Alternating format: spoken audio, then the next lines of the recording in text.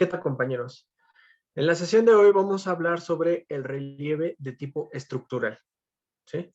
Antes de hablar de esto, vamos a recordar un poco justamente que estamos englobados dentro de lo que son los factores que van a desencadenar el desarrollo del relieve. Recuerden que ya hemos visto, en este caso, el factor geológico, y dentro del geológico, lo que es la litología, ¿no? Entonces ya vimos sobre los relieves que están asociados con la litología, ¿sí? Hablamos de relieve volcánico y de relieve granítico. Y estos relieves obviamente están asociados en su génesis a procesos volcánicos como tal, ¿no? Es decir, a procesos endógenos, ¿sí? Y por otra parte también hablamos del relieve kárstico dentro del relieve litológico. Y en ahora sí que los factores que van a estar asociados con su génesis, pues son los factores exógenos, ¿vale? Entonces son factores asociados con el intemperismo y la erosión, ¿sí? Entonces, cuando hablamos de relieve estructural, ¿a qué nos referimos? Bueno, si pensamos dentro de los factores formadores, seguimos dentro de la geología, ¿sí? Recuerden que de la geología va a haber dos, lo que es la litología y la estructura, ¿sí? Entonces, en estos relieves nos vamos a referir propiamente a la estructura, ¿sí? La estructura como génesis, como formador y, por lo tanto, como factor que va a conducir el desarrollo de estos relieves, ¿vale? Entonces, haciendo memoria, la estructura en este caso es la disposición en la que están las capas geológicas, ¿sí? Entonces, cuando hablamos de estructura, hablamos de su disposición, ¿vale? Entonces, cuando decimos que estamos en presencia de un relieve estructural, estamos viendo cómo están dispuestas estas capas y si estas capas presentan o no alguna deformación derivado de la tectónica, ¿vale? Entonces, ¿a qué nos referimos con tectónica? Pues la tectónica va a ser justamente el estudio de las estructuras de la litosfera terrestre, ¿sí? Que están enmarcadas dentro de los procesos asociados con el desplazamiento de las placas litosféricas, ¿vale? Entonces, este desplazamiento de las placas litosféricas, como ustedes ya saben, desencadenado por los movimientos convectivos del manto, van a generar cambios en la estructura, ¿sí? De la litosfera. Estos cambios están asociados con cuestiones de fallamientos, con cuestiones de plegamientos o con cuestiones de deformaciones, ¿eh? Entonces, cuando estamos en este caso dentro de cuestiones o relieves estructurales, hacemos referencia justamente a la disposición de los paquetes y las modificaciones que estos han tenido en función de la actuación o no de la tectónica, ¿sí? En cuanto a su fallamiento, plegamiento y deformación, ¿sí? Entonces, el paisaje tectónico como tal, ¿no? Es decir, todo lo que estamos asociados, o todos los relieves asociados con las cuestiones tectónicas, pues van a ser estos conjuntos de geoformas que van a manifestar una influencia directa de la tectónica en su génesis, ¿sale? Es decir, que van a estar influenciados directamente por la tectónica, ¿sí? Ya sea que ésta haya actuado o no sobre la estructura, es decir, sobre la disposición de los paquetes geológicos, ¿sí? Entonces, como saben, todos los relieves están sometidos a diversos grados de procesos exógenos, es decir, procesos asociados con el intemperismo y la erosión, pero, ¿sí? Los vamos a enmarcar en este sentido o los vamos a asociar como tales en función de los factores que van a ser los importantes y que van a ser los que van a conducir el desarrollo, ¿sí?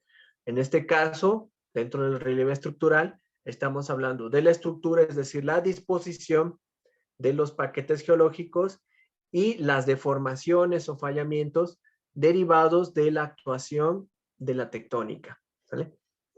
Entonces, en los paisajes tectónicos, nosotros podemos determinar ciertas cuestiones directas, es decir, ciertas cuestiones que van a estar determinando la historia de estos paisajes, ¿no? En primer lugar, es la disposición y arreglo, ¿no? En este caso, de las capas, ¿sí? Entonces, vamos a ver que esta disposición o el arreglo pues va a determinar en muchos sentidos si estos van a generar relieves tanto positivos, es decir, como los orógenos, ¿sí? O negativos, como los valles, ¿vale? Entonces, dentro de esto están pues incluidas pues, todas las deformaciones, ¿no? Que vienen acompañadas pues, de la disposición de las capas, ¿no? Es decir, si están inclinadas, si están en posición horizontal, si están en una zona de dirección, si presentan fallas, etcétera, ¿vale? La otra característica asociada muy fuertemente con la historia de los paisajes tectónicos es el estado de la roca, ¿vale?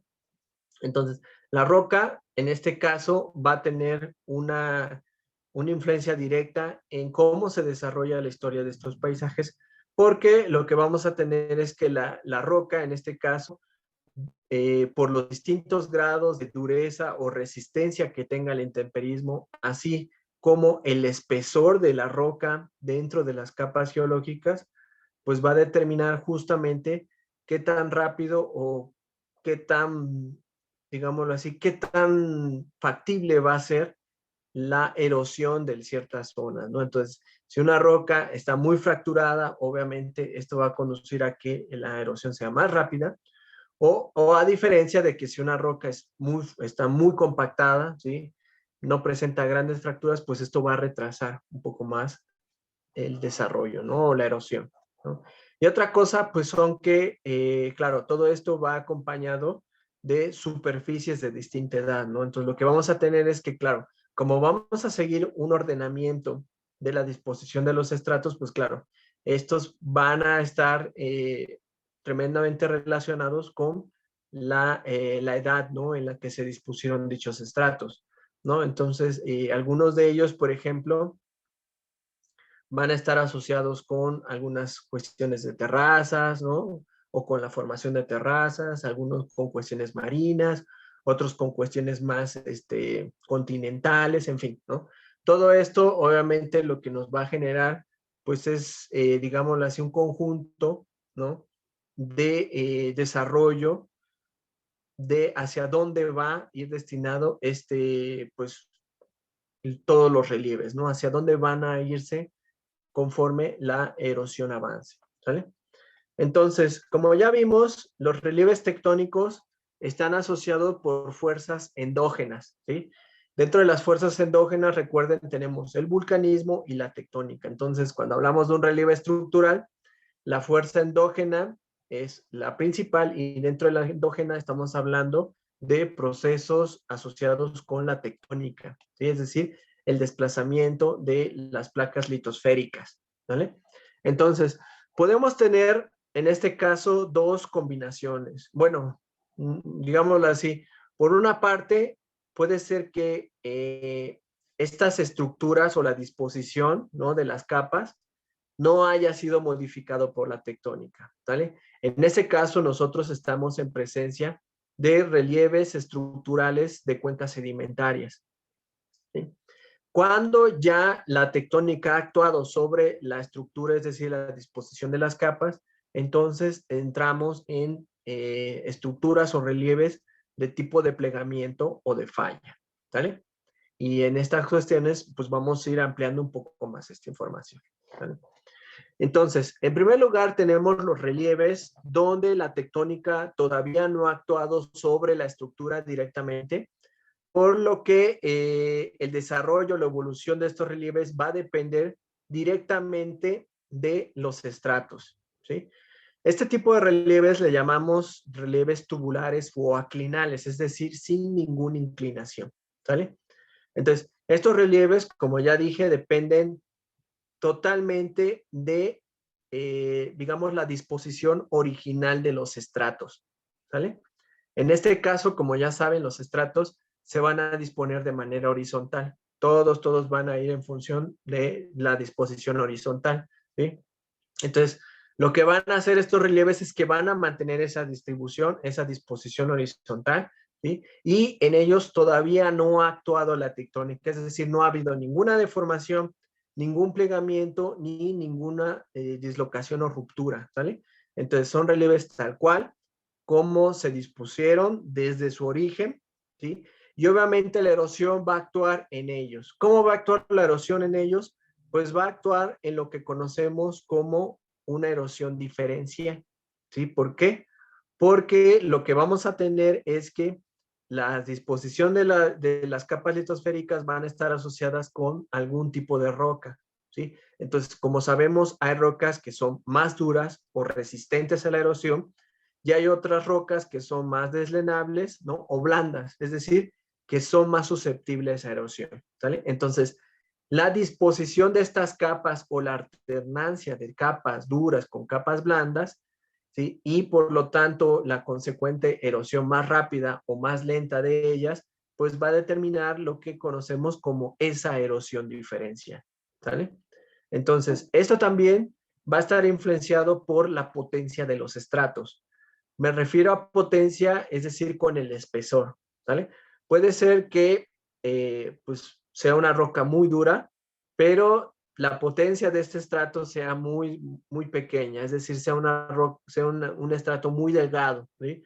Por lo tanto, obviamente, aunque la roca sea muy dura, pues obviamente al ser delgada, pues claro, la erosión obviamente no va a ser tan rápida, pero sí, en este caso, sí va a actuar muchísimo más rápido de lo que pudiera ser una roca con una potencia más grande, ¿no? Es decir, imagínense ahora una roca muy dura, muy resistente y con una gran potencia, claro, eso va a llevar muchísimo más tiempo para, en este caso, erosionarse, ¿sí? Entonces, a eso nos referimos, ¿no? Entonces, ¿de qué depende la evolución de los relieves tubulares? En este caso depende de la erosión diferencial, es decir, la disposición o la alternancia de rocas duras, como por ejemplo la caliza, ¿no? Y rocas blandas, por ejemplo, margas, arcillas, o incluso algunos materiales que no están del todo consolidados, ¿no? Como por ejemplo algunas arenas, etcétera, ¿no? Entonces, si a este le sumamos procesos exógenos, pues obviamente esto nos va a llevar a la conducción de paisajes, en este caso estructurales de tipo tubulares, ¿sale?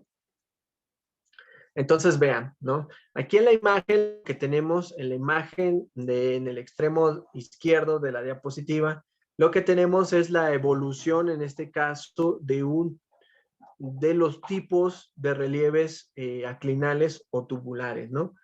Lo que vemos ahí es justamente, en primer lugar, vemos en la parte, en el diagrama superior de la imagen, ¿sí? Vemos lo que es un relieve en su etapa más joven. Como ven, ahí la disposición de los estratos es de manera horizontal, ¿sí? Lo único que nos está marcando, pues, son diferencias en cuanto a la dureza o resistencia de los materiales o de la roca, ¿sí? Entonces, por ejemplo, yo veo aquí en tonos naranjas y los tonos naranjas me están diciendo que son rocas pues más resistentes, más duras, ¿no? Entonces, vean, pues va a llegar un momento en el que la red fluvial pues va a aprovechar pequeñas áreas, ¿no?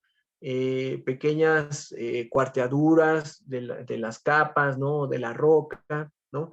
Que van a ser puntos de debilidad, ¿no? Entonces, el agua pues va a aprovechar esos puntos de debilidad para encajarse, ¿no? De esta manera va a llegar un momento en el que va a poder superar esa roca dura y se va a internar en estratos, ¿no? O rocas pues más blandas, ¿no? Más deslenables, es decir, más fáciles a la erosión. Y obviamente una vez ahí, pues el proceso va a ser mucho más rápido, se va a intensificar y eso va a provocar desestabilidad, ¿no? En la roca más dura, lo que va a condicionar a colapsos, ¿no?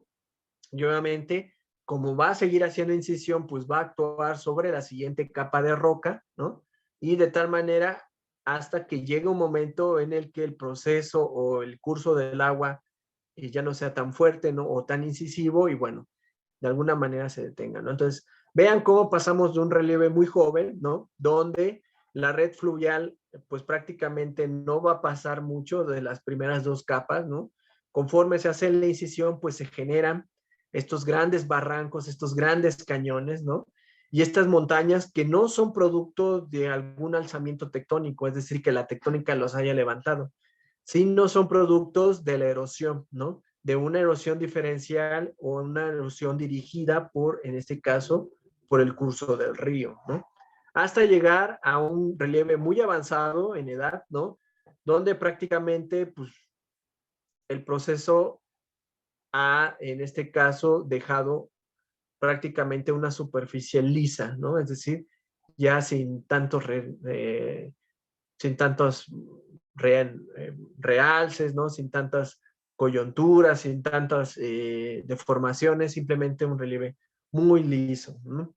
Entonces, claro, la red de drenaje se va a ajustar a esta disposición de capas, ¿no? Por lo tanto, como ya le dije, en este caso la red va a estar influenciada, ¿sí? Por más que nada pues algunas líneas de diaclasas, ¿no? Algunas líneas de ruptura de los estratos o de la roca, ¿no? Pero en este caso no tiene que ver nada con la tectónica, simplemente son algunas pequeñas, pues, digámoslo así, algunas pequeñas líneas de ruptura derivados de procesos de intemperismo, ¿no? Es decir, intemperismo físicos o químicos, ¿no?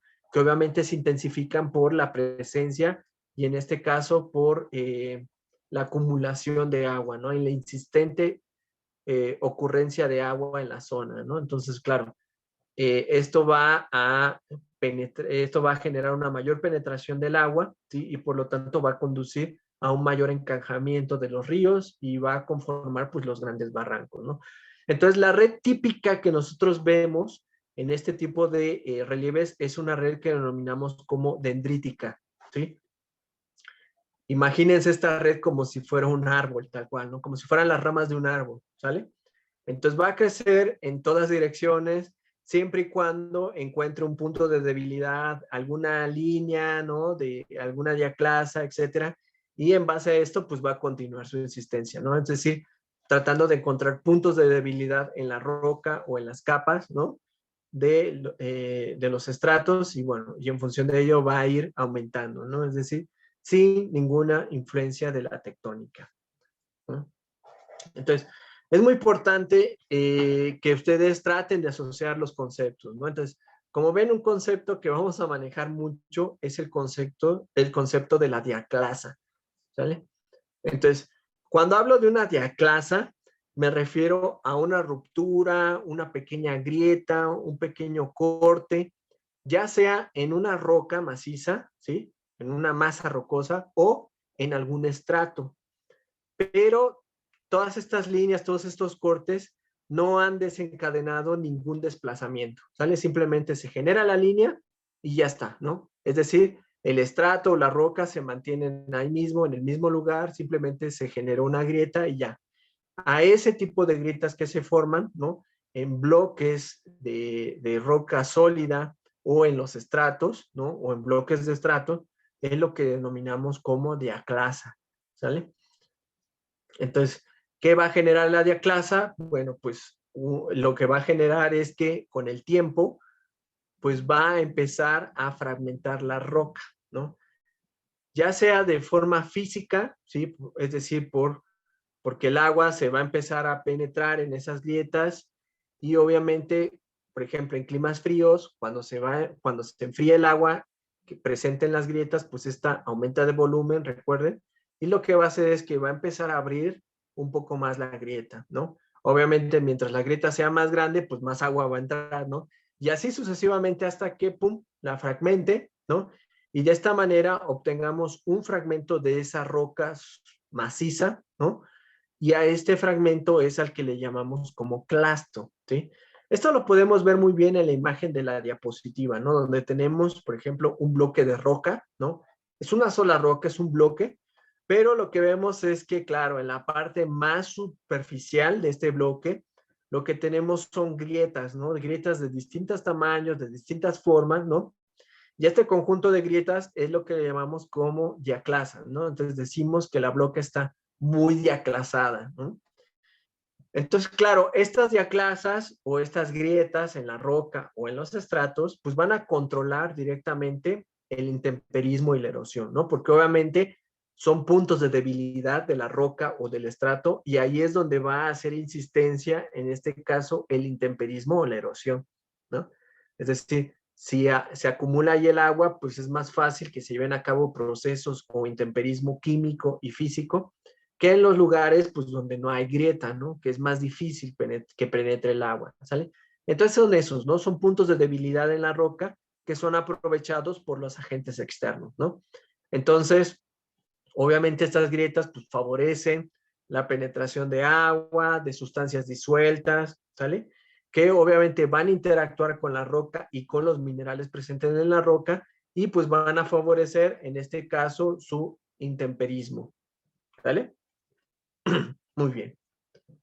Entonces, ya una vez que nosotros ubicamos qué es, pues, cómo se dispone, ¿no? Los relieves de tipo estructurales, en este caso, aclinales o tubulares, pues obviamente sabemos que es la erosión, ¿no? O los agentes externos van a actuar en función de estas pequeñas líneas, ¿no? De debilitamiento, ¿sí?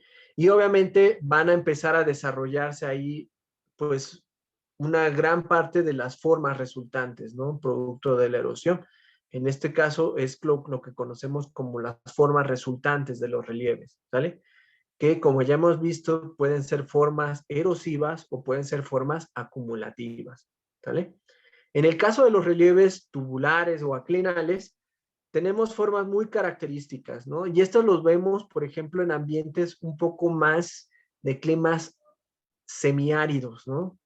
Sí, en estos climas semiáridos, es decir, donde llueve muy poco o la lluvia es muy concentrada, ¿no? Llueve muy poco, pero se concentra mucho en algunas partes del año, ¿no? En fin, pues obviamente se generan estos relieves muy característicos, ¿no? ¿Cuáles son estas formas? Pues en primer lugar tenemos la meseta, ¿sale? Entonces la meseta, digámoslo así, sería como una extensión muy plana, ¿sí? Perteneciente a, pues, lo que fue en otrora un continuo, ¿no? Es decir, imagínense que en este caso, el producto del intemperismo, es decir, pues se van acumulando, ¿no? De forma horizontal y llega un momento en el que esto se litifica y lo que tenemos es una gran planicie, ¿no? Le denominamos planicie tectónica, y en esa planicie lo que tenemos es que, pues obviamente como es muy extensa en superficie, a eso es lo que denominamos como una meseta, ¿sale? Cuando esta planicie extensa empieza a fragmentarse derivado de la erosión, como ustedes pueden ver en la imagen, ¿sí? Derivado de una erosión, es decir, de la generación o el encajamiento de algún río en una red de diaclasa, ¿no? Es decir, en un punto de debilidad, pues empieza un proceso de fragmentación de este continuo, ¿no? De esta planicie continua a la cual denominamos meseta. Entonces, si la erosión continúa, lo que va a ocurrir es que esta planicie continua se va a empezar a fragmentar, ¿sí?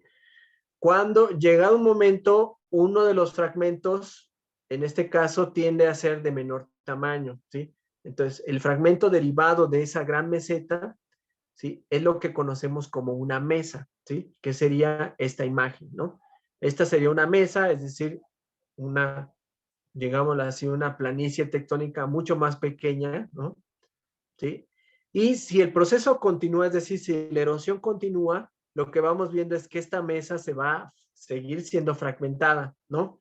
Hasta llegar a un punto en el que solo quede un rastro de lo que fue en otro era un continuo, ¿no? Entonces, este rastro es lo que conocemos como un cerro testigo, ¿sale? Entonces, los cerros testigos, pues son esto, ¿no? Son fragmentos más pequeños de lo que fue, ¿sí? Una gran meseta, una gran planicie estructural, ¿no? Entonces ya solo queda eso, queda un residuo, ¿no? Ya eso es lo que le llamamos cerro testigo. Cuando el cerro testigo pierde, en este caso, la superficie, ¿sí? Bueno, digámoslo así, la superficie original, es decir, la roca superficial original, ¿sí? Que generalmente tiende a ser la roca más dura.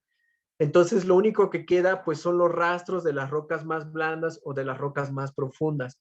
Cuando queda esto, lo que decimos es que es un antecerro, ¿sale?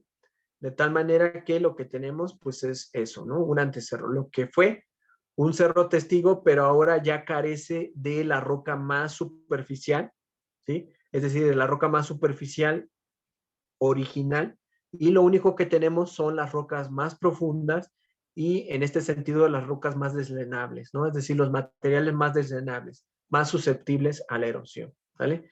De esta manera nos quedamos con lo que es un cerro testigo, ¿no? Y así lo que tenemos son terrazas estructurales, ¿no? O llanuras estructurales, ¿sí? Que van a conformar grandes mesetas, ¿sí? Y estas cuando se fragmentan por la erosión, conformar mesas, estas si se siguen fragmentando, cerros testigos, y si el cerro testigo pierde la superficie o la roca superficial, o sea, más externa, ¿sí? Se conoce como antecerro, ¿no? Y de esta manera es así como, digámoslo así, los factores, o en este caso pues sí, los procesos exógenos van alisando la tierra, ¿no? Poco a poco, ¿vale? Entonces, vean, esos, por ejemplo, serían las formas resultantes. Dentro de las formas resultantes, ¿sí? Tenemos formas muy erosivas, ¿no? En este caso, por ejemplo, tenemos los grandes cañones, ¿sí? O los acantilados, ¿no? Que serían como las formas erosivas por excelencia, ¿vale? Entonces, los grandes cañones, en este caso, pues son, digámoslo así, como grandes valles muy profundos, ¿sí? Con paredes, en este caso, muy perpendiculares, bueno, digámoslo así, como muy erosivas, muy verticales, ¿no? Y muy profundos, ¿sí? Entonces, eso sería como un gran cañón, ¿no? Los acantilados, en este caso, son porciones, ¿no? Igual, digámoslo así, como sería como una ladera de un cañón, ¿no?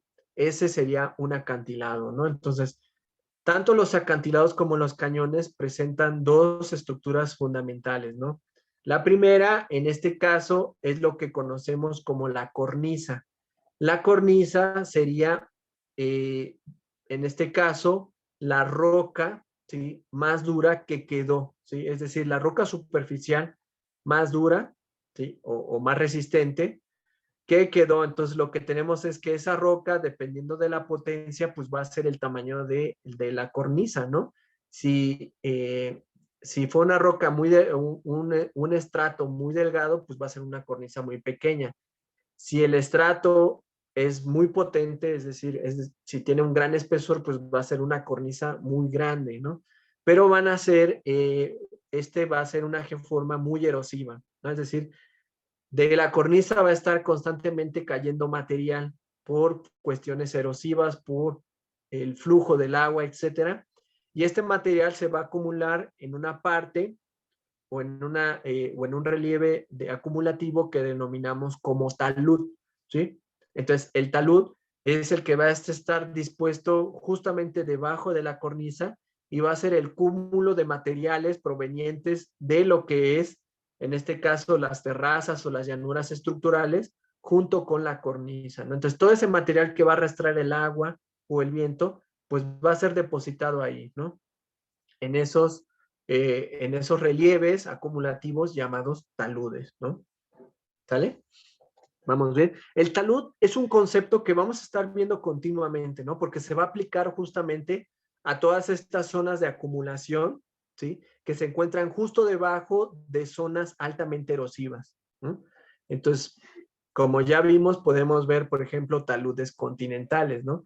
Que se disponen en por ejemplo, en las placas continentales, ¿no? Y justamente donde se da digamos, la acumulación de todo proveniente del continente y de las planicies continentales, pues se da la acumulación, ¿no? Entonces, es un concepto que vamos a manejar mucho y se va a ocupar para otros, por ejemplo, otros relieves, ¿no?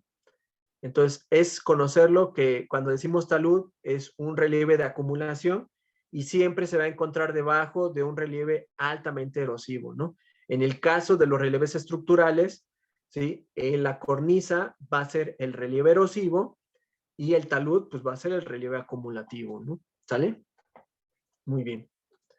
Entonces, vean, esto sería como nosotros veríamos en terreno, ¿sí? Estas formas, ¿no? Entonces, como ven, Aquí en la imagen, en el fondo, tenemos una mesa estructural o una que va a comprender justamente una gran llanura o una terraza estructural, ¿sale?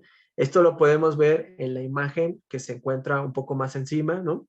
Entonces, si nosotros nos subimos a la parte, digámoslo así, apical de la mesa, lo que vamos a ver es una gran planicie o una gran terraza estructural, ¿sale? Que va a ser una terraza muy plana, con muy poca inclinación o ninguna, ¿sí? Y obviamente, cuando termina la terraza, es decir, lo que vamos a ver son los acantilados o los grandes cañones, ¿no? Entonces, vean, esto sería, por ejemplo, como nosotros veríamos un cañón, ¿sí? En este caso vemos una ladera del cañón, que sería un acantilado, y la otra ladera, ¿no? Que sería el otro acantilado, ¿sale? Entonces, como ven, son relieves negativos, son muy profundos, y abajo lo que vemos circulando, pues es el río, ¿no? Imagínense, no sé si les venga la imagen, el paisaje del Gran Cañón, ¿no? El Gran Cañón es justamente un relieve, en este caso, tubular, ¿no? O aclinal, ¿sí? Porque la erosión está en función de la estructura, es decir, de esta agregación o de esta erosión diferencial, ¿no? De los diferentes tipos de capa, ¿sale? Entonces, vemos aquí justamente cómo se va el proceso de erosivo. En este caso vemos, por ejemplo, dentro de la ladera, ¿sí? Del cañón, ¿sí? Lo que vemos es una zona de gran erosión, ¿sí? Esto se llamaría como la cornisa, ¿sí? Y debajo de la cornisa vemos un pequeño talud, ¿sí? ¿Vale? Entonces, este pequeño talud lo que generó pues fue eh, pues una terraza aluvial, ¿no? Pero lo que ocurrió es que el río se encajó más, ¿vale? Se encajó más y lo que generó fue otra cornisa, ¿sí? De otros materiales, y debajo de esta cornisa, es decir, debajo de este relieve erosivo, lo que tenemos es un relieve acumulativo, ¿no? Y tenemos en este caso otro pequeño talud, ¿no? Que va a dar justamente a lo que es el río, ¿no? Entonces, claro, todo este material se va incorporando al río, por eso el río se ve como chocolatoso, ¿no? Es decir, porque lleva mucho material en suspensión, ¿sale? Entonces, de esta manera nosotros vamos diferenciando los distintos relieves, ¿no? Entonces, en esta imagen lo que vemos proyectado es cómo se vería un relieve de tipo estructural, ¿no? En este caso, tubular, en función de las curvas de nivel, ¿sale? Entonces, si vemos, hay unas zonas que están muy resaltadas, donde el color resalta. Estas zonas son zonas por derivado de en este caso, de que las curvas de nivel van acortando, ¿sí? Se van haciendo más, se van acercando una tras otra. Lo que me está indicando es que hay una fuerte pendiente, ¿vale? Entonces, esta fuerte pendiente yo, en este caso, la asocio a lo que es la cornisa, ¿no? Entonces, tenemos una planicie estructural muy grande, ¿sí? Vean esta planicie o esta llanura estructural muy grande, ¿sí? Por lo que yo, cuando veo esta planicie estructural muy grande, digo rápidamente, pues esto es una meseta, ¿no?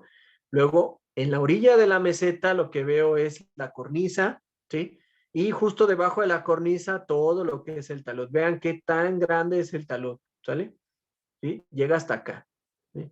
Obviamente yo puedo distinguir las otras formas, ¿no? Puedo distinguir, por ejemplo, una mesa, ¿sí? Vean cómo se encuentra justamente la mesa, que está enmarcada en su ápice o en la parte más superior por un pequeño fragmento de esa planicie o esa llanura estructural, y seguido de una cornisa y un talud, ¿sale? Y aquí obviamente veo lo que sería el Cerro Testigo, ¿no? Es decir, lo que fue en otro lado. Todo esto, imagínense, en tiempos antiguos, pues fue toda una planicie, ¿no? Y ahora está siendo cortada o fragmentada en este caso, por los ríos, ¿no? Entonces, generando estos mesas o cerros testigos, ¿sale? Así es más o menos cómo se vería. Muy bien. Bueno, el segundo relieve que vamos a ver es el relieve de cuesta o el relieve monoclinal, ¿sí? Recuerden que estos relieves están asociados justamente por el estrato, ¿no? Entonces, ¿por qué decimos que es monoclinal? Porque en este caso los estratos sí presentan una inclinación, ¿sí? En el anterior, en el tubular, veíamos que todos se disponen de manera horizontal. En este caso, los relieves de cuesta, como su nombre nos dice, monoclinal, es decir, que tienen una inclinación en una sola dirección, ¿vale? Esta inclinación o esta sola dirección lo que va a generar es una geoforma muy característica de estos relieves que les llamamos cuesta, ¿sale? ¿Sí? ¿Qué es una cuesta? Nosotros lo podemos ver justamente en el diagrama que tengo de la imagen de la diapositiva. En la parte inferior vemos, esto sería la conformación de una cuesta, ¿sí? Lo que tenemos es la disposición de los estratos inclinados en una sola dirección, ¿sí? Y a partir de él se generan pues todos los demás, digamos, todas las demás formas, tanto erosivas como acumulativas, ¿sale? Entonces, estas cuestas se pueden generar, por ejemplo, de dos maneras, ¿sale? La primera manera puede ser cuando la tectónica no ha actuado en los estratos, ¿sale? Entonces, ¿cómo puede algo horizontal, ¿no? Inclinarse sin que haya actuado la tectónica en ellos? Muy fácil, ¿no? Como ya les dije, estos son relieves de cuencas sedimentarias. Imagínense, una cuenca, en este caso, es una oquedad, ¿no? O una depresión en la superficie terrestre. Imagínense esta depresión como si fuera un tazón, ¿sale? Entonces, todo lo demás es plano y de repente encuentran una depresión, es decir, un tazón, ¿sale? Cuando se forman estas depresiones o estos relieves negativos, ¿no? Que acumulan, ¿sí? Materiales, es lo que denominamos como cuencas sedimentarias, ¿sale? Entonces, imagínense que tenemos esta depresión. Entonces, todo el material producto de la erosión de las partes más altas de la montaña, pues baja y lo que va a hacer es que va a encontrar esta depresión y se va a empezar a depositar, ¿sí? Entonces, ¿qué va a pasar con el tiempo? Es que con el tiempo se va a ir llenando, ¿sí? A este proceso es lo que llamamos como la colmatación, ¿sí? Entonces, la colmatación de las cuencas, ¿sí? Entonces, con el tiempo, las cuencas, estas depresiones, estos lugares de acumulación en forma de tazón, pues va a llegar un momento en que se van a llenar, se van a colmatar, ¿sí? Pero ¿qué ocurre? Lo que ocurre es que obviamente conforme los depósitos se van, pues se van haciendo más gruesos, se van depositando uno tras otro, lo que ocurre es que en las partes más bajas, ¿sí? O en los primeros depósitos empieza la transformación del depósito, ¿sí? En el proceso de litificación, es decir, se empieza a hacer roca, ¿sí? Y una de las características de la litificación es la compactación, ¿sale? Entonces, en este caso, lo que hace el estrato es que empieza a perder agua y empieza a perder aire. Y esto va a hacer que el estrato pues, se compacte, ¿sale? Entonces, ¿qué va a ocurrir? Pues que los estratos más antiguos o los estratos más profundos van a empezar a efectuar el proceso de litificación. Entonces, ¿qué va a ocurrir? Pues imagínense, si la copa está llena, ¿no? En este caso, si el tazón está lleno, lo que va a ocurrir es que como se está compactando las capas más profundas o los estratos más profundos, va a llegar un momento en el que esto va a sucumbir, va a colapsar, ¿sale? Entonces, este colapso es un colapso meramente natural, ¿no? Que no tiene que ver nada la tectónica, ¿sí? Simplemente es un colapso derivado de una compactación de los estratos, ¿sale?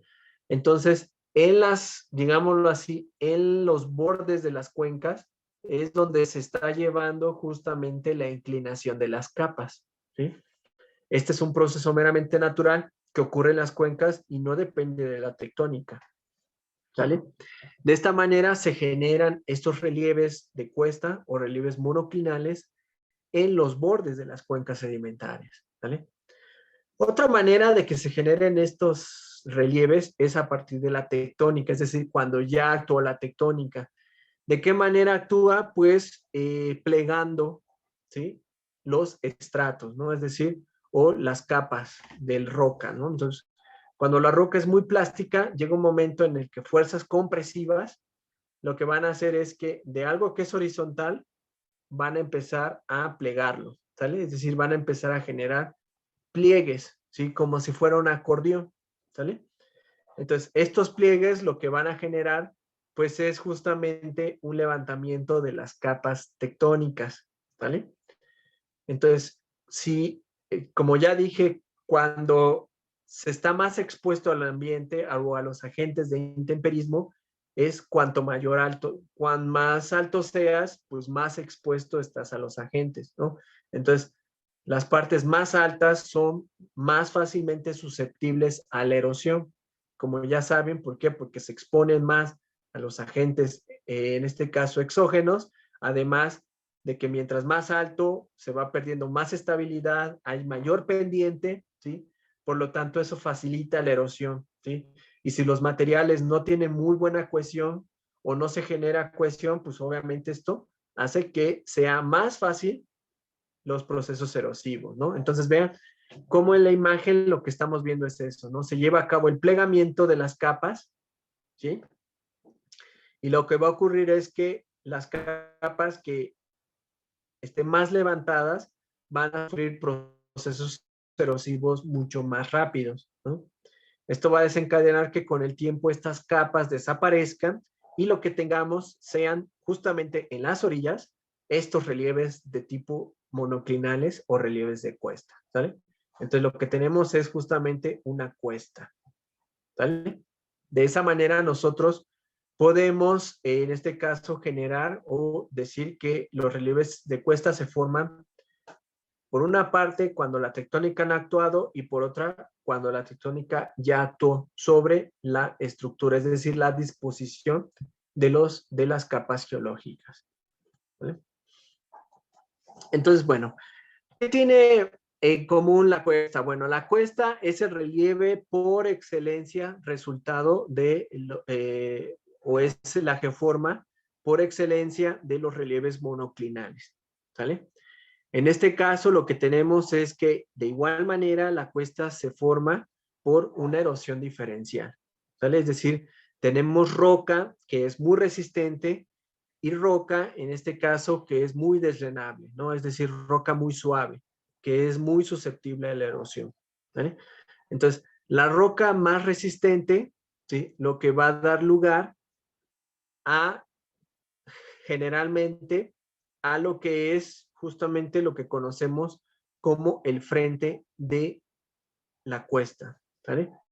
Entonces, vean, este sería un esquema muy, digámoslo así, muy bonito de lo que sería el relieve monoclinal, ¿no? Entonces tenemos roca blanda y roca dura, ¿sale? Entonces la roca dura va a conformar, en este caso, lo que conocemos como el frente de la cuesta, ¿sí? Y luego en la parte superior, ¿sí? Vamos a conocer lo que es el dorso de la cuesta, ¿sale? Entonces, el frente de la cuesta va a estar compuesto, en este caso, por dos, como ya vimos, por dos geoformas, ¿no? El frente que va a estar compuesto por una cornisa, ¿se acuerdan? Como del relieve pasado, que son áreas muy erosivas y debajo del área erosiva siempre va a estar un área de acumulación, ¿no? Entonces, el frente va a estar compuesto por una cornisa, ¿sí?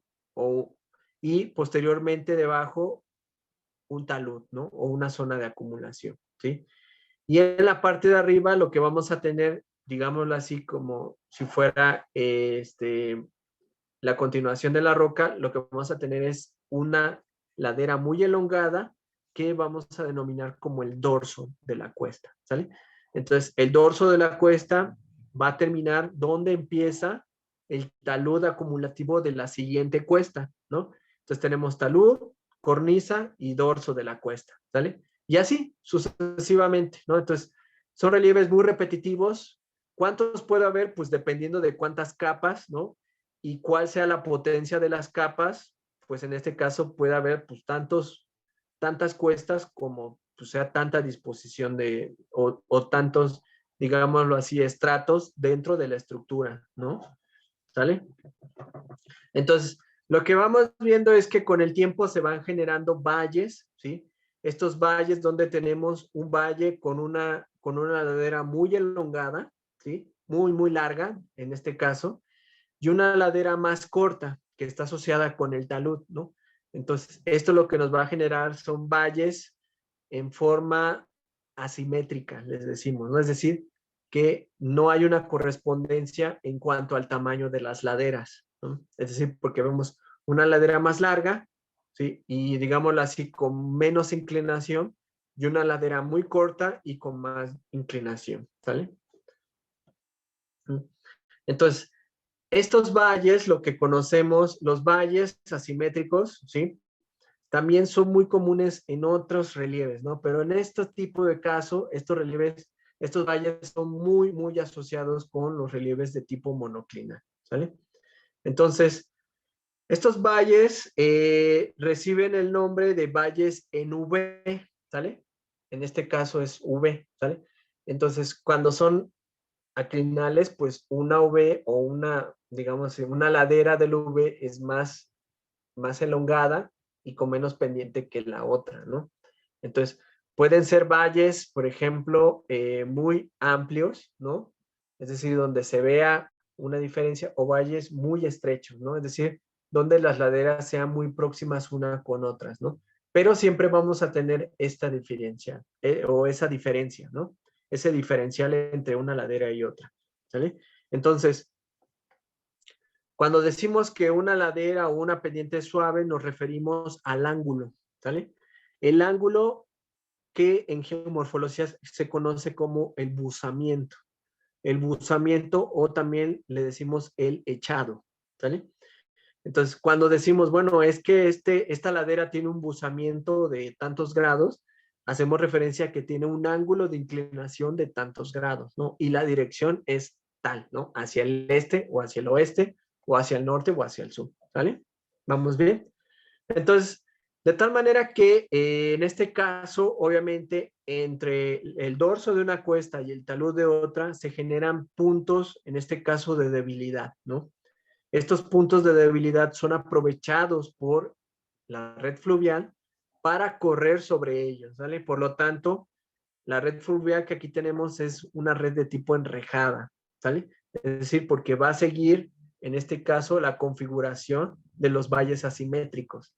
Entonces, los ríos van a tender a cruzar justamente por la parte o las zonas más débiles, que es entre el dorso de una cuesta y el talud de la otra, ¿vale? Y de esta manera se van a disponer los valles, ¿no? Decimos que estos valles son en forma de enrejado, ¿vale? Entonces aquí tenemos, por ejemplo, este sería un valle, vean, este sería otro valle, este sería otro y así sucesivamente, ¿vale? Entonces, estos valles se generan, obviamente, pues porque son puntos de debilidad, ¿no? En la corteza, ¿vale? Y ahí es donde fluye.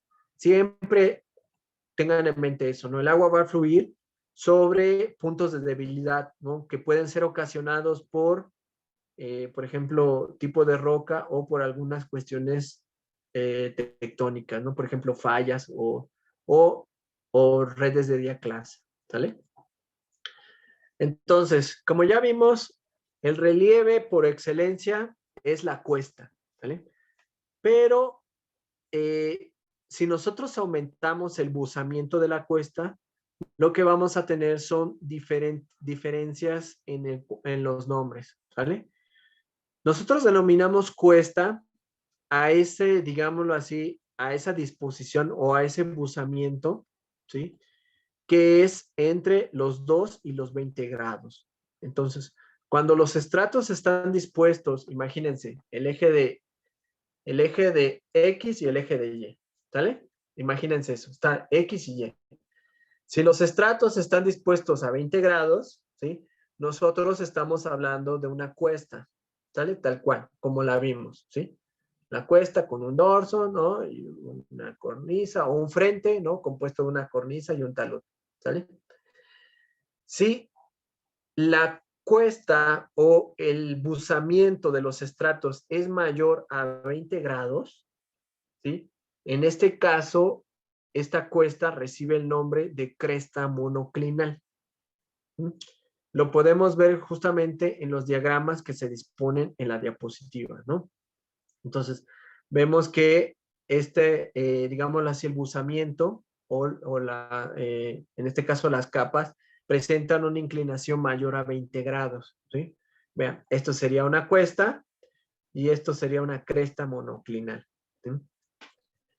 Si la inclinación llega o es cercano a los 70 grados, ¿sí?, de inclinación, decimos que estamos en presencia de un hogback, ¿sí?, que serían estas estructuras con una fuerte pendiente, ¿sí?, cercana a los 70 grados, ¿sí? Entonces, este sería un hogback y aquí tendríamos otro hogback, ¿no? Sería como cómo se están organizando, en este caso, los estratos, ¿no? Y por último, si el buzamiento supera los 70 grados, que puede incluso llegar hasta los 90 grados, imagínense algo de 90 grados, ¿sí? Estamos ante barras monoclinales. ¿Sí?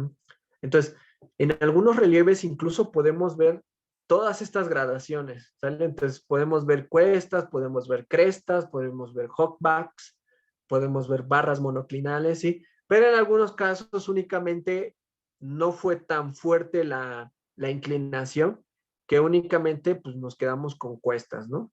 ¿Sale? Entonces, vean, estos serían como, por ejemplo, imágenes, ¿no? Muy de libro de lo que podría ser, cómo podríamos nosotros ubicar las diferentes cuestas, ¿no? En función del grado de inclinación. ¿Vale? Entonces, vean, esto es cómo se vería, digámoslo así, en terreno, ¿no? Las distintas formas, ¿no? Este sería una cuesta, ¿no? Muy bonita, vean cómo está dispuesto el dorso de la cuesta, luego tenemos el frente. El frente que tenemos aquí, por ejemplo, que forma un acantilado, ¿no? El frente, ¿no? Donde tenemos una cornisa, que es el área de gran erosión, ¿sí? Y debajo de la cornisa un talud, ¿vale? Un talud, que en este caso son zonas de acumulación. Y vean cómo el talud parte de aquí y llega hasta abajo, ¿sale? Este sería un gran talud, ¿sí?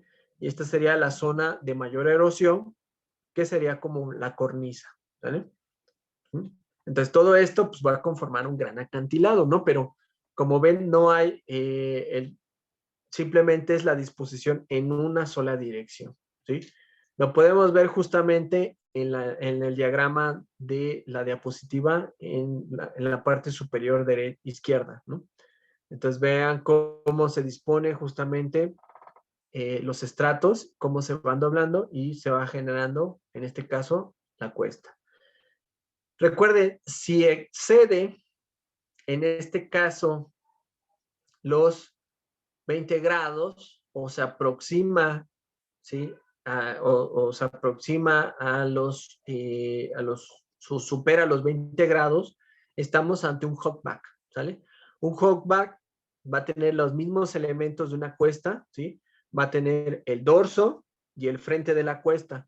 En este caso, el dorso es un dorso muy inclinado, por la inclinación es una ladera muy elongada con una fuerte pendiente, y el frente, ¿sí? En este caso va a ser un frente con una cornisa que puede ser más o menos corta dependiendo de la potencia del estrato y una gran área de acumulación, ¿vale? Vean cómo se genera todo este talud de acumulación, ¿sí? ¿Vale? Y esta sería, por ejemplo, una imagen de una barra monoclinal, ¿sí? Es decir, cuando el buzamiento supera los 70 grados, ¿sí? Vean cómo en este caso lo que tenemos es la presencia de esta roca, ¿no? Que es una capa del estrato, que es una roca muy dura, muy resistente, y justamente en los lados tenemos roca muy blanda, ¿sí? Muy susceptible a la erosión, que lo que está desencadenando es justamente que conforme pasa el tiempo, pues la roca dura permanezca, ¿no? Y en algunos casos se piensa que, vaya, está creciendo una pared, ¿no? No es que crezca. Lo que ocurre es que el material a los lados se está erosionando, ¿no? Se está yendo y esto está permitiendo que aflore más, ¿no? En este caso, este estrato de roca dura, ¿vale? Por eso es lo que llamamos como barra monoclinal. Este sería como una visión, ¿no? Digámoslo así en terreno de las barras monoclinales, ¿no? Vean cómo tenemos aquí la disposición de los estratos, ¿sí? Y esta sería, por ejemplo, pues una cuesta, ¿no? Entonces tendríamos, si ustedes observan, tendríamos el dorso de la cuesta, ¿sí? Y lo que sería, en este caso, el frente, ¿no? Donde tenemos una cornisa y todo un talud, ¿sí? Entonces vean cómo el dorso se va a juntar con el otro frente de la otra cuesta, ¿no? Que esta va a ser una cuesta, pues, mucho más pequeña, ¿no? Donde tenemos un frente, ¿no? Tenemos una cresta, ¿sí? Y un pequeño talud muy pequeño y así sucesivamente, ¿no? Entonces vemos cómo se conforman. En México tenemos la expresión de este tipo de relieves y, por ejemplo, no sé si se vea bien, pero aquí tenemos la ciudad de Saltillo y de Monterrey, ¿no? Entonces, en esa zona se genera justamente un relieve de tipo monoclinal, ¿sí? Este relieve de tipo monoclinal está asociada justamente con fuerzas compresivas y también por la acumulación de material de cuencas sedimentarias que permitieron justamente la inclinación de las capas geológicas, ¿no? Entonces, la estructura en este caso está inclinada y esto lo que permite es justamente este relieve en cuesta, ¿no? Entonces, vemos, ¿sí? En dirección de sur a norte, ¿no? Es decir, de abajo hacia arriba, vemos justamente cómo se van disponiendo cada una de las cuestas, ¿no? Como, de hecho, se pueden ver como si fueran olas, ¿no? Entonces vemos el dorso, el frente, dorso, frente, dorso, frente, dorso, frente, dorso, frente y así, ¿sí? Que va a ser este conjunto montañoso que va a estar, pues, muy asociado a cuencas sedimentarias, ¿no? O estructuras de plegamiento, ¿sale? ¿Sí? ¿Vamos bien? Bueno, de todas maneras, cualquier duda o comentario, pues lo podemos revisar en clase, ¿no? Los siguientes relieves estructurales ya están más asociados con las cuestiones tectónicas, ¿no? Entonces, como vimos en los dos anteriores, pues digámoslo así, tanto el monoclinal como el aclinal se generan a partir de la estructura, ¿no? Pero en ellos no ha operado todavía la tectónica, ¿sale? En los relieves monoclinales o de cuesta, a veces sí ha operado, ¿no? Pero en estos que vamos a ver, ya totalmente la tectónica ha operado sobre la deformación de la estructura, ¿tal? Es decir, ha deformado la disposición horizontal de las estructuras de las capas geológicas, ¿no? Entonces, uno de estos relieves es el que conocemos como relieve de plegamiento, ¿sale? Entonces, los relieves de plegamiento, por ejemplo, siempre van a estar asociados con rocas sedimentarias, en este caso muy plásticas, ¿no? O que sean muy deformables, ¿sí? Pero no que sean tan rígidas como para romperse, ¿no? Entonces son rocas muy plásticas, son rocas sedimentarias que por fuerza de la tectónica tienden a plegarse, ¿no? Es decir, como si fuera un acordeón, ¿sale? Imagínense un acordeón, ¿sale? Entonces, por fuerzas compresivas, estas lo que hacen es plegarse, ¿vale? Es decir, rompen esa horizontalidad original que tenían de la disposición de los estratos, ¿vale? Entonces, ¿qué es lo que genera al momento de plegarse? Pues lo que genera son estas ondulaciones que también denominamos como pliegues, ¿no? Entonces, estas ondulaciones nosotros las vamos a considerar en función de sus características, ¿no? Entonces, cuando el pliegue, la zona del pliegue que es positivo, es decir, que va hacia arriba, ¿sí? A esa zona le llamamos como el anticlinal. La parte del pliegue que genera formas negativas, ¿sí? Es lo que denominamos como sinclinal, ¿sale?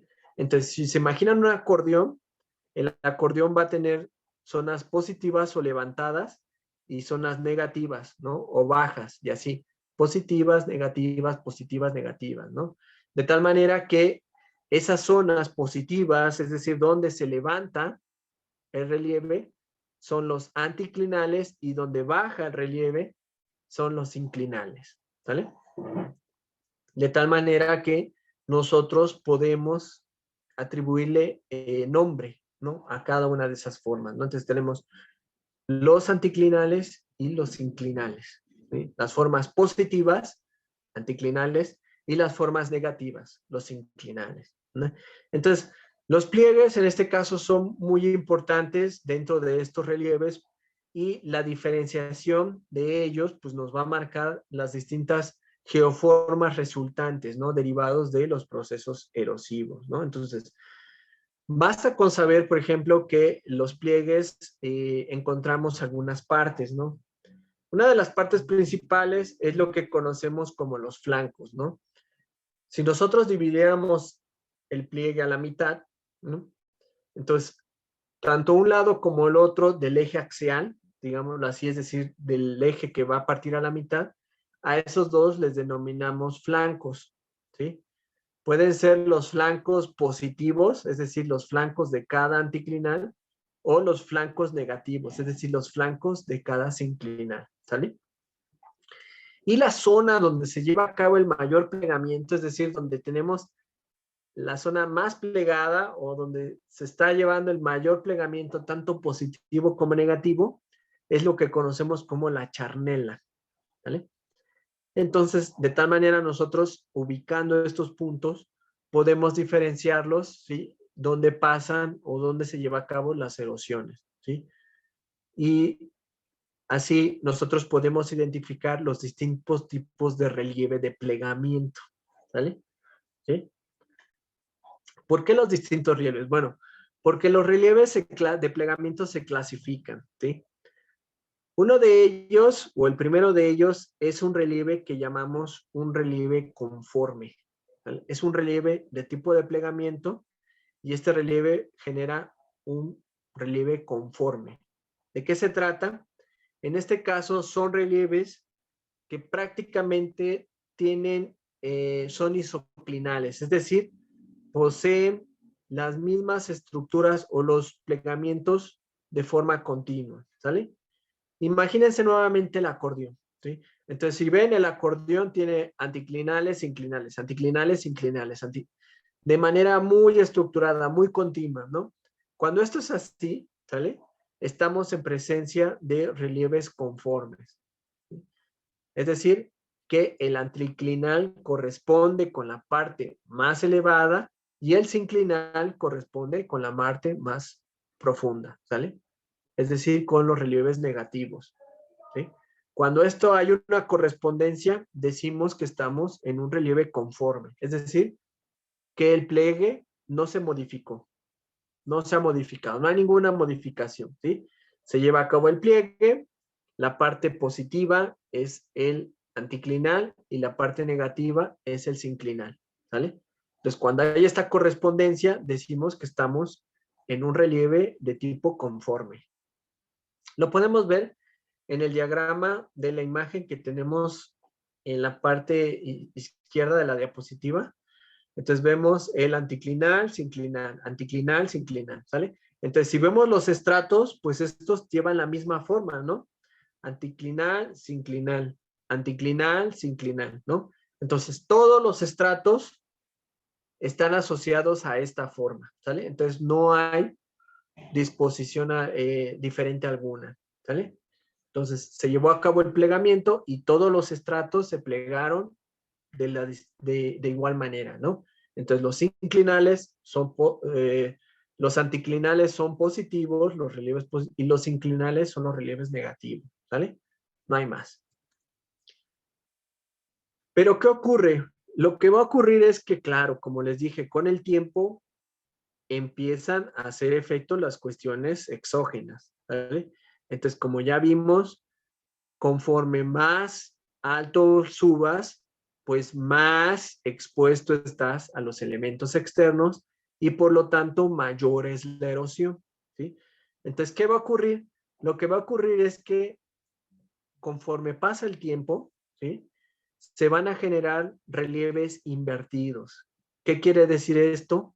Que las zonas, digámoslo así, que topográficamente deberían ser más elevadas, corresponde a, en este caso, a zonas, ¿sí? Que son las más deprimidas, ¿vale? ¿Cómo es esto? Muy sencillo, vean. Tenemos, por ejemplo, si me van siguiendo, tenemos un anticlinal y luego un sinclinal, ¿sale? Y luego deberíamos tener otro anticlinal. Pero ¿qué ocurrió aquí? Lo que ocurrió es que este anticlinal, vean, producto de la erosión, se erosionó más rápidamente que el sinclinal, ¿sale? Entonces, esto lo que nos va a derivar es lo que conocemos como un sinclinal colgado, ¿sí? Entonces, esto lo podemos ver en la disposición de las capas. Vean cómo va una capa blanda y luego una capa dura, ¿sale? Entonces, vean cómo la capa dura en este caso se corta, ¿sí? Y se pasa al otro lado, es decir, no hay una continuidad, ¿sí? Entonces, cuando se pierde esta continuidad, obviamente se pierde por cuestiones erosivas. Y cuando esto ocurre en los relieves de tipo de plegamiento, decimos que estamos ante un relieve invertido, ¿sale?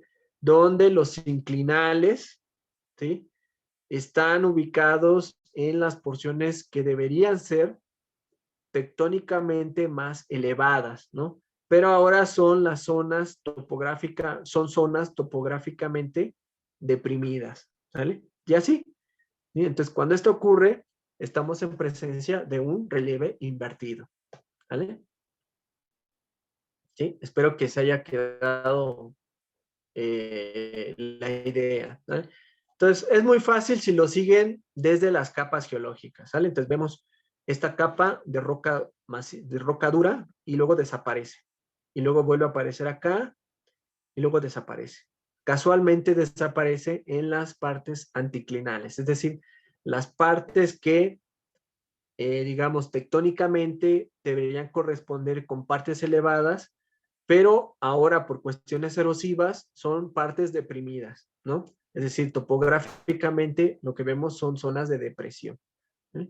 Y de esta manera se van construyendo los relieves de tipo invertido, ¿eh? Entonces, aquí tenemos algunas, en este caso, algunas visiones de cómo lo veríamos en terreno, ¿no? Vean cómo tenemos la disposición de capas. Y aquí, por ejemplo, pasa y ya no vemos esta roca, que es una roca maciza, sino lo que vemos es una zona deprimida, ¿no? Entonces, por lo tanto, lo que tenemos es un sinclinal colgado, ¿vale? Y así vean cómo tenemos, por ejemplo, las zonas, en este caso, cómo se disponen las rocas, pero vean cómo aquí se hay un corte, ¿no? Entonces, si seguimos este estrato geológico, se cortó, por lo tanto, aquí y continúa acá, por lo tanto, aquí hay justamente un proceso erosivo que debió corresponder a una zona positiva, ¿no? A un anticlinal, pero ese se ha desvanecido, ¿no? Es decir, ha desaparecido, ¿sale? Muy bien. De tal forma que lo que vamos a tener es que si esto avanza en el tiempo, ¿sí? Y avanza en zonas muy amplias, tenemos relieves muy, muy característicos, ¿no? Uno de estos relieves es lo que conocemos como el relieve apalachense, ¿sale?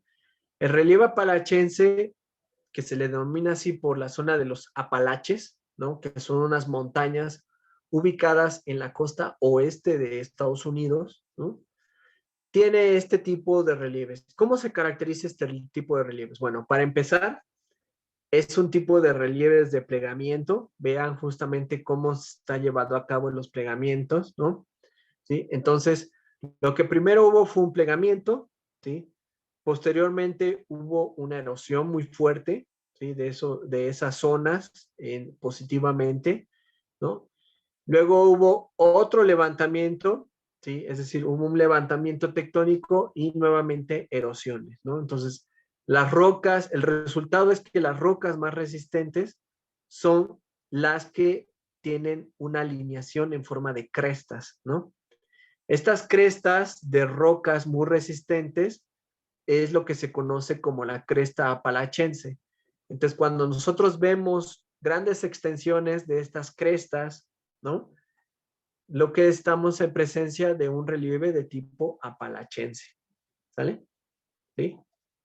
Entonces, vean, en este caso, las alineaciones, por ejemplo, de roca blanda, lo que va a conformar van a ser los surcos o los valles, ¿no?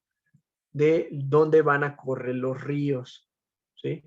En algunos casos, por ejemplo, los ríos van a cortar las crestas, ¿sí? Vean, justamente aquí, ¿no? Vean cómo los ríos van a seguir las partes más débiles o la roca más débil, ¿sí? Pero luego van a tender a cortar las rocas de manera, digámoslo así, transversal, van a cortar las rocas más resistentes. Cuando eso ocurre, denominamos a este corte clusé, ¿no? Es un término francés, ¿no? Así se le denomina clusé, ¿sale? En este caso es cuando el río corta las rocas más resistentes de manera transversal, ¿sí? Entonces, cuando corre un río, decimos que el clusé está vivo, ¿no? O es un clusé vivo. Cuando no corre un río, decimos que el clusé está muerto, ¿no? Es decir, no corre agua, vaya. Simplemente se formó en alguna parte, en algún punto de la historia, pero ahorita ya no corre el río, ¿sale? Entonces, esto se puede formar ya sea por debilitamiento, puntos de debilitamiento de la roca o incluso por cuestiones de fallas, ¿no? Puede ser que una falla lo atraviese y rompa todas esas rocas de manera transversal y bueno, pues como es un punto de debilidad, pues ahí va a dar el agua, ¿sale? ¿Sí? ¿Me van siguiendo? Entonces, cuando tenemos esto, alineación de rocas rectilíneas o crestas, ¿no? De rocas muy resistentes, ¿no? Y que estas van a conformar relieves de tipo invertido o no van a corresponder, entonces tenemos los denominados tipos apalachenses, ¿sale? ¿Vamos bien? Cuando ya tenemos una combinación de factores, ¿no? Es decir, cuando ya vemos, por ejemplo, ya no vemos, por ejemplo, estas crestas, ¿no? Sino lo que vemos es una acumulación, por ejemplo, de erosiones anticlinales, ¿sí?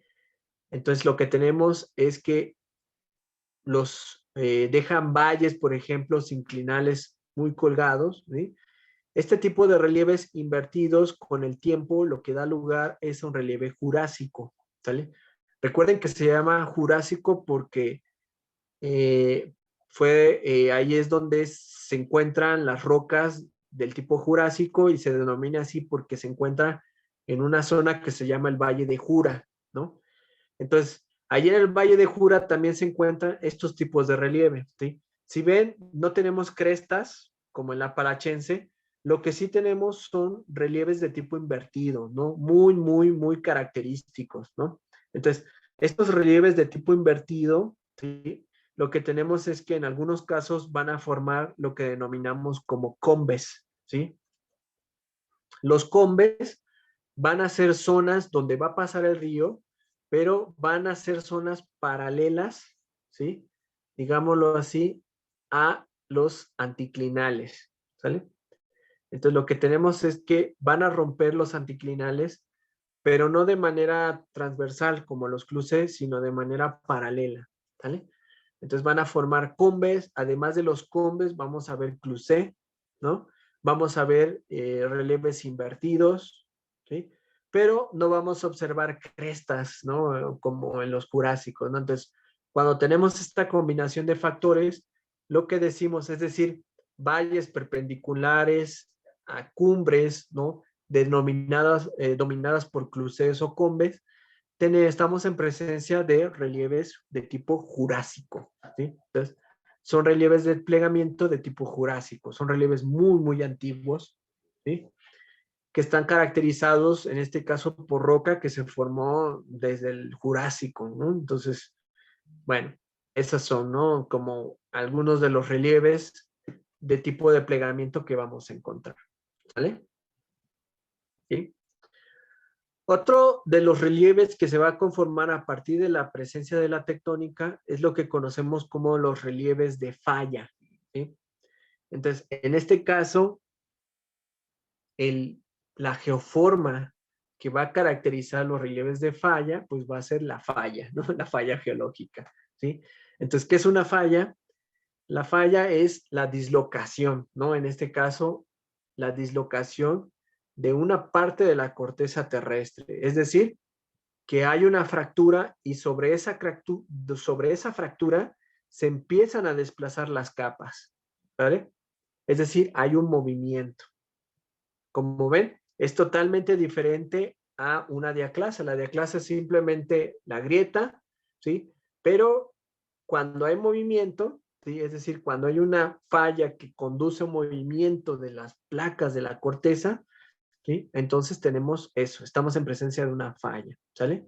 Entonces la falla es la geoforma fundamental, ¿sí? Que va a caracterizar los relieves de tipo de falla, ¿no? ¿Sí?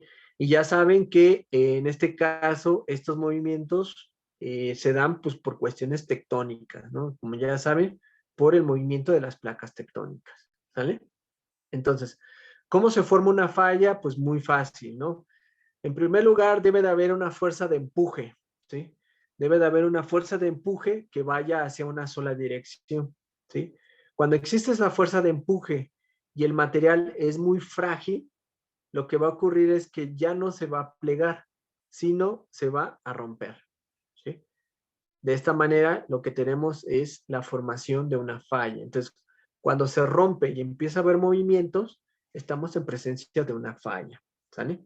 Entonces, ¿cuáles son las partes de la falla? Bueno, en primer lugar, tenemos el plano de falla, ¿no? El plano de falla es la zona justamente donde se llevó a cabo el rompimiento, ¿sale? ¿Sí? Entonces, de esta manera nosotros tenemos las dos partes, que sería el salto de falla, que es la parte, en este caso, que se desliza hacia arriba, y con lo que son, lo que denominamos como, pues, eso va a conformar lo que denominamos como el escarpe, ¿sale? Entonces, cuando tenemos ese salto de falla, es lo que denominamos como escarpe, ¿sí? Entonces, que va a ser la forma erosiva por excelencia de las fallas, ¿sale? El escarpe, ¿sí? Entonces, por otra parte, tenemos los labios o lo que son los frentes de las fallas, ¿no? Y tenemos la dirección de falla, ¿no? Entonces, que la dirección de falla, como pueden observar, se define como el ángulo que forma la línea horizontal del plano de falla y va en dirección norte-sur, ¿sí? Oeste-oeste, ¿no? Dependiendo del tipo de falla, ¿sale? Entonces nosotros de esta manera podemos determinar el ángulo o el buzamiento de la falla y la dirección, ¿no? De falla. Es decir, cómo se están desplazando cada uno de los, en este caso, de los labios de la falla, ¿sale? ¿Sí? Y de esta manera determinar dónde se lleva a cabo el salto, ¿no? Y ya vimos que el salto de falla es lo que va a conformar o lo que vamos a referir como el escarpe, ¿sí? Entonces, bueno, aquí en las fallas hay que diferenciar, ¿no? ¿Cómo se clasifican las fallas? Las fallas, en primer lugar, se clasifican de acuerdo con el plano de falla, ¿no? Y si este es inclinado o vertical, ¿sale? Entonces, si es inclinado, nosotros podemos tener dos tipos de falla, la falla normal o la falla inversa, ¿sí? En este caso, la falla normal está llevado a cabo por fuerzas que actúan en un solo sentido, ¿sale? Y en este caso son fuerzas distensivas, es decir, que tratan, en este caso, de separar cada uno de los lados o de los labios de la falla, ¿sí? Entonces, la dirección siempre va en norte-sur. Entonces, lo que va a desencadenar es que en este caso, una sección de la capa o de la, en este caso, de la capa terrestre o de los estratos, vaya hacia arriba, ¿sale? Generando el famoso salto o el escarpe de falla, ¿sí? Entonces, lo que vamos a ver es que nosotros vamos a tener justamente este escarpe como si fuera una rampa, ¿sale? ¿Sí? La otra es la falla inversa. En este caso, la falla inversa se conforma por fuerzas compresivas que van en un solo sentido, ¿sale? En este caso van a hacer presión justamente en el plano de falla. Lo que va a desencadenar es que en este caso una va a tender a subir y la otra va a tender a bajar, igual en dirección norte, ¿sí? Pero lo van a hacer en sentido inverso, ¿sale? Entonces lo que vamos a tener es que el salto en este caso va a ser superior a los 90 grados, ¿no? Imagínense, por ejemplo, nuevamente tenemos X y Y, ¿sale? Entonces, en una falla normal, por ejemplo, lo que vamos a tener es que el buzamiento, ¿sí? Puede ser de 2 grados hasta 90 grados, ¿sí? Que va a conformar el escarpe de falla, ¿sí? Y en función de eso, pues se van a ir desplazando las capas. En una falla inversa, el buzamiento va a superar los 90 grados, ¿vale? Entonces, en este caso, la falla, digámoslo así, el movimiento va a ser el norte-sur, pero se van a ir moviendo en función siguiendo el buzamiento superior a los 90 grados, ¿no? Entonces, lo que vamos viendo es que si lo vemos en terreno, lo que vamos viendo es que la pared, en este caso, se va alzando una pared, ¿sí? Hacia nosotros, ¿sí? Mientras que en la falla normal, lo que vemos es una rampa, ¿vale? Vemos que la rampa se va haciendo más grande, más grande, más grande. Y en el de la inversa, lo que vamos viendo es que nos va tapando una pared, ¿sale? Ese sería como los tipos de falla. El otro sería las fallas verticales. Las fallas verticales son fallas que van en diferentes sentidos, ¿no? Es decir, las fuerzas van a actuar en sentidos contrarios, ¿sí? Por ejemplo, en fallas verticales, lo que vamos a ver es que van a actuar sobre el plano, pero van a actuar en diferente sentido, ¿no? Entonces, lo que va a haber es que no va a haber fuerzas, digamos, estas fuerzas no van a actuar directamente sobre el plano, sino que van a actuar desplazando los bloques en este caso, de la corteza, ¿sale? Entonces, si es el desplazamiento es norte a sur, pues uno se va a levantar mientras otro se va a hundir, ¿sí? ¿Sale? Esa sería una falla vertical, ¿sí? La otra sería por desgarre. En este caso, son fuerzas que actúan en sentido contrario, ¿no? Entonces, una va de este a oeste y otra va de oeste a este, ¿sale? Entonces, lo que va haciendo es que va desplazando las placas, ¿sí? En sentidos contrarios, ¿sale? ¿Sí? Entonces, va desplazándola así, ¿no? En sentidos contrarios, ¿sí? Ya sea este-oeste o oeste-este, ¿sale? Estas serían fallas de desgarre, ¿sale? Entonces, esas las podemos ver muy bien en lo que son las zonas donde se da el levantamiento magmático. Recuerden, las zonas donde están los límites de placas, los límites divergentes, vamos a ver que en algunos casos esos límites están fallados, ¿sí? Es decir, ¿se acuerdan? Esos límites forman las dorsales y en algunos casos las dorsales están falladas, tienen fallas. Esas fallas son fallas verticales, son fallas de rumbo, ¿sí? ¿Por qué?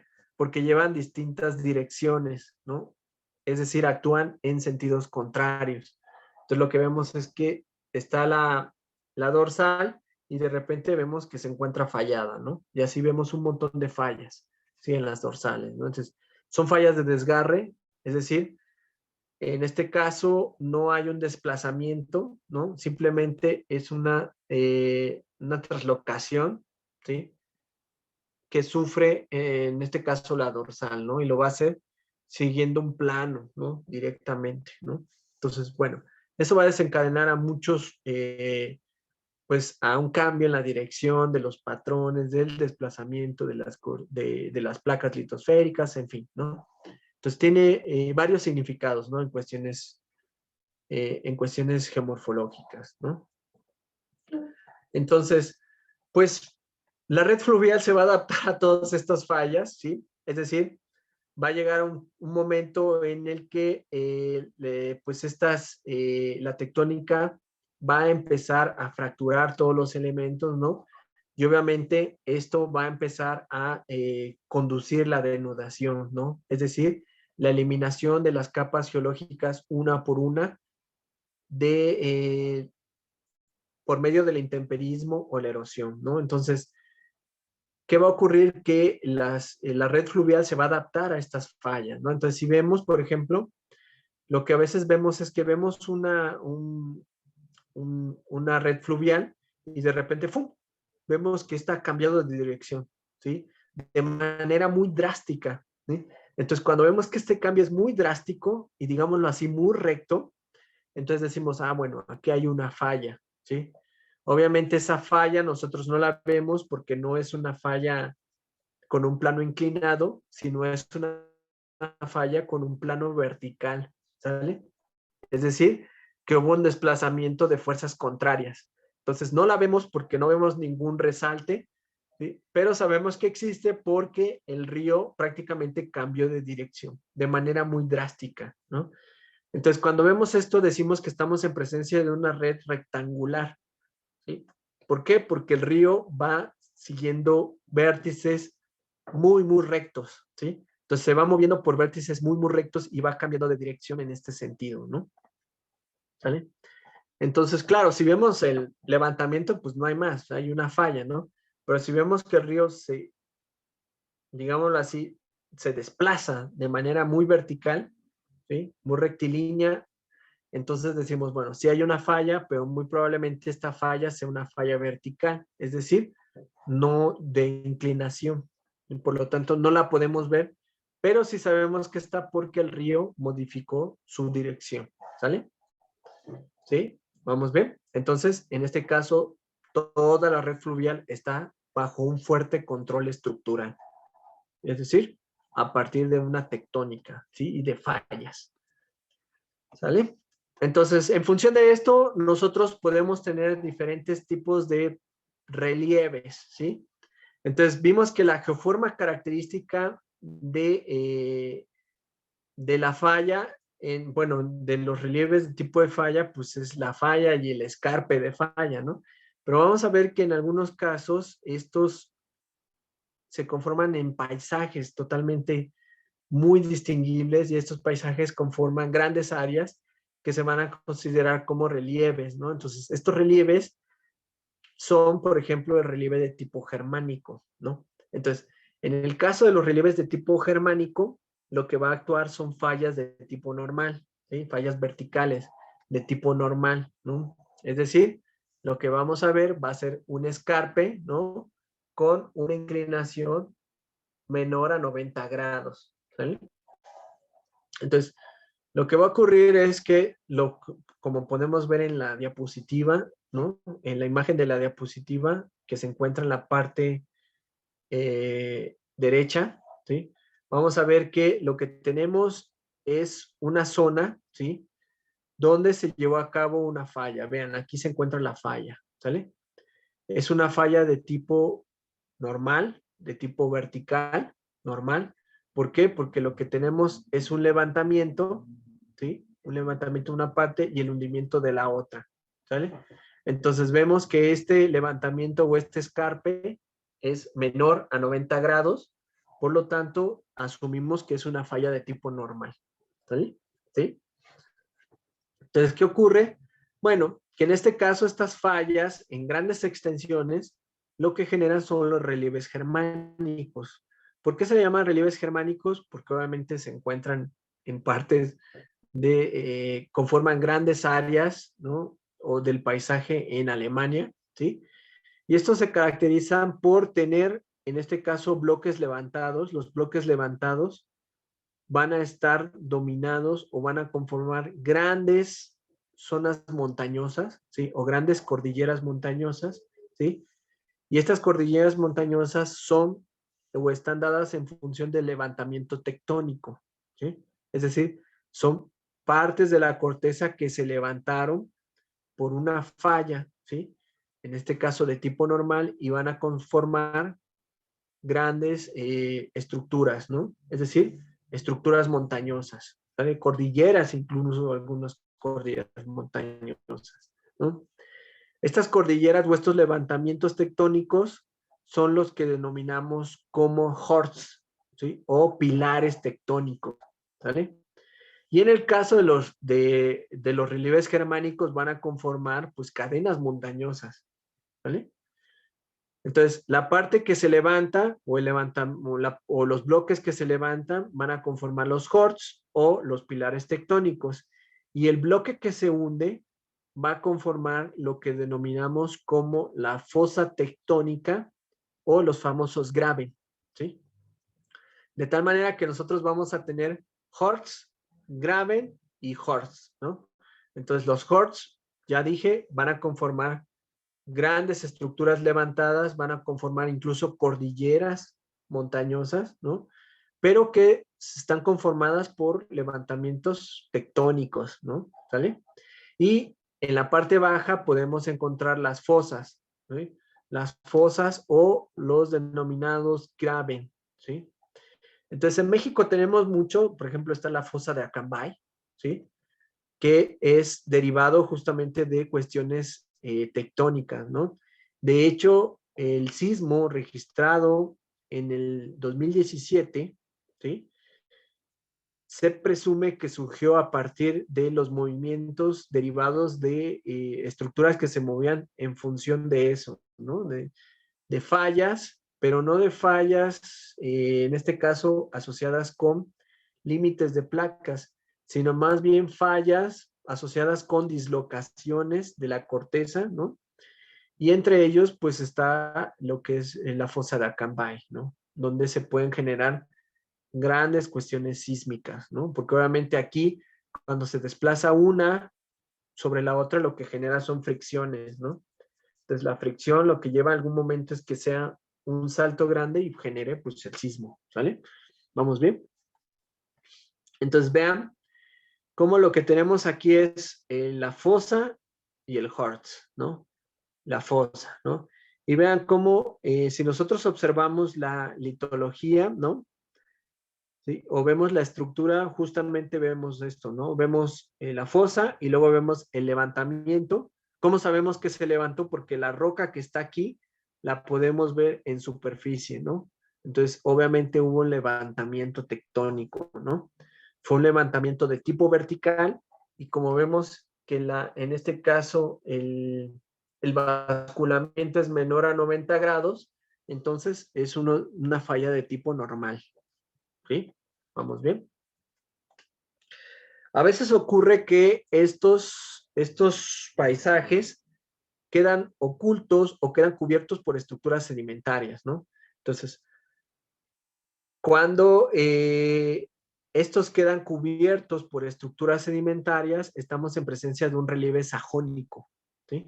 Entonces, el relieve sajónico ocurrió eso mismo, ¿no? Hubo, en primer lugar, un plegamiento, ¿sí? Posteriormente del plegamiento hubo una falla, ¿sí? Pero esta falla quedó cubierta por una estructura sedimentaria, ¿no? Entonces vean cómo la disposición de las capas está en forma de V, por lo tanto asumimos que en primer lugar hubo un plegamiento, ¿sí? Luego se erosionó y se empezaron a depositar materiales, ¿no? Sedimentarios y posteriormente se fracturó, ¿no? Hubo una fractura, ¿no? Entonces hubo un levantamiento tectónico, ¿sale? Pero en este caso, este levantamiento tectónico no generó pilares tectónicos, sino más bien levantamientos un poco más, digámoslo así, no conformando montañas, sino más bien más discretos, ¿no? Y de hecho la pendiente no es tan fuerte, es una pendiente muy delgada, por lo que incluso se pueden ver como lomas, ¿no? Entonces, cuando esto ocurre, estamos en presencia de un relieve de tipo sajónico, ¿vale? Entonces, las estructuras sedimentarias lo que hicieron fue adaptarse a los movimientos de los bloques derivados de la falla, ¿vale? Y de esta manera conformar el relieve de tipo sajónico. Entonces, como ven, si existe un escarpe, pero este escarpe está sepultado por una franja de sedimentos, ¿no? Y por lo tanto, entonces no vemos una gran diferencia tectónica porque la superficie hay sedimentos que, digámoslo así, tienden a suavizar las formas, ¿sí? de tal manera que solo vemos pues como lomeríos. Entonces estamos en presencia de un relieve de tipo sajónico, ¿vale? Entonces, en algunos casos, por ejemplo, cuando la falla inversa sigue, en este caso, o las fuerzas compresivas siguen actuando sobre el plano de, en este caso, de la falla, ¿sí? Va a llegar un momento que en fallas inversas, ¿sí? Prácticamente esa disposición mayor a 90 grados lo que haga es que sobrepase, ¿sí? Digámoslo así, la plasticidad de la roca y esto genere una ruptura, ¿sí? Lo que vemos justamente en este sentido, ¿sale? Entonces, se genera una ruptura y por lo tanto, un plano, pero esta ruptura, obviamente las fuerzas compresivas siguen actuando, ¿sí? Entonces lo que vemos es que el plano que se rompió, lo que va a hacer es que va a montar, ¿sí? Así se le llama, se monta sobre el plano que está más hacia abajo y de esta manera, digámoslo así, se origina lo que conocemos como un cabalgamiento, ¿no? Esto lo podemos ver justamente en las imágenes, ¿no? Entonces tenemos el pliegue, ¿sí? Vean cómo se genera, hay un rompimiento y posteriormente de la falla inversa haya un cabalgamiento, ¿no? Entonces, la parte levantada, la parte superior, sepulte a la parte inferior, ¿sí? Y conforme las fuerzas compresivas siguen actuando, pues obviamente van, digámoslo así, montando sobre ella, ¿no? Remontando. Es lo que denominamos como un cabalgamiento, ¿sí? Este puede ser, por ejemplo, en algunas pocas áreas. Cuando es kilométrico, decimos que hubo un manto de corrimiento, ¿no? Es decir, que una gran sección de la corteza montó a otra sección derivado de una falla, ¿no? Entonces, de esta manera lo que vemos son cabalgamientos, ¿no? Y esto lo podemos observar justamente cuando revisamos, por ejemplo, la estructura, ¿no? Es decir, la disposición de las capas, ¿no? Entonces, a veces vemos que las fallas no solo se levantaron y hubo una división, sino que además una se montó sobre la otra, ¿no? Entonces, cuando esto ocurre, decimos, ah, bueno, lo que hubo aquí fue un cabalgamiento, ¿sale? De esta manera, nosotros prácticamente concluimos lo que son las estructuras, ¿sí? Las estructuras, o bueno, los relieves estructurales, ¿sí? Vemos que los relieves estructurales, en este caso, tienen un origen, ¿no? Y este origen es un origen endógeno, ¿sí? Derivado justamente de procesos tectónicos, ¿sí? Entonces, cuando la tectónica actúa o no sobre ellos, ¿sí? Entonces, si la tectónica no actúa, estamos en presencia de relieves estructurales en cuencas sedimentarias y si la tectónica actúa, estamos en relieves de fallas o relieves de plegamiento, ¿sale? Entonces, con esto obviamente va a servir para que ustedes revisen el tema, se los envío por el Edmodo para que le den una revisada a la presentación y cualquier duda o comentario lo vemos en clase. ¿Eh? Muchas gracias por su atención.